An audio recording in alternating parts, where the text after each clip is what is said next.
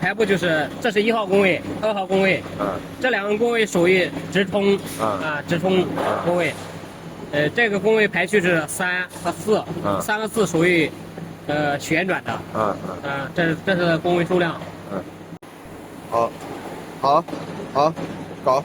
然后我们现在拆模，我们先把24的开口扳手，先卡在这里，卡在这里，这里有一个24的扳手，这里有2个平位，卡进去，再用这个扳手，这样靠进去，然后往这个方向，2个这样，这样就松开了，松开了，这个2个松开。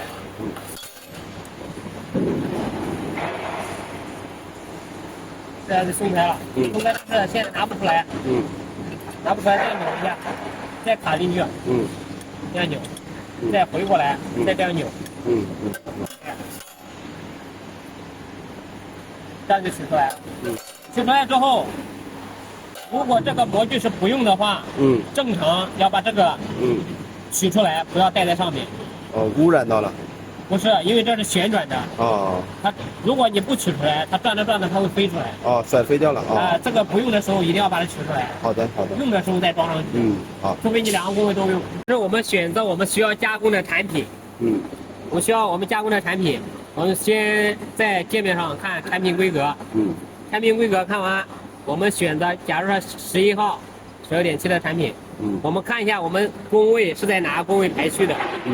3号工位。那我们它有一个工位数量是1，我3号工位，我们就装模。这个要重新拍一遍吗？还是怎么？重新拍一遍。然后3号工位，这是我们的3号工位。你先把那个放到我手门口给我看一下。等一下。这个样子。OK。这里也有数据的。OK。这样，然后把这个推进去。手推进去，它卡进去，这样就卡进去了，它不会掉。然后我们就把这个装进去，先扭进去。扭进去之后呢，我们就把我们这个模具这样顶进去，先用手把它这样一手顶住这个模具，一手扭这里，扭得快紧的时候，然后再顶一下。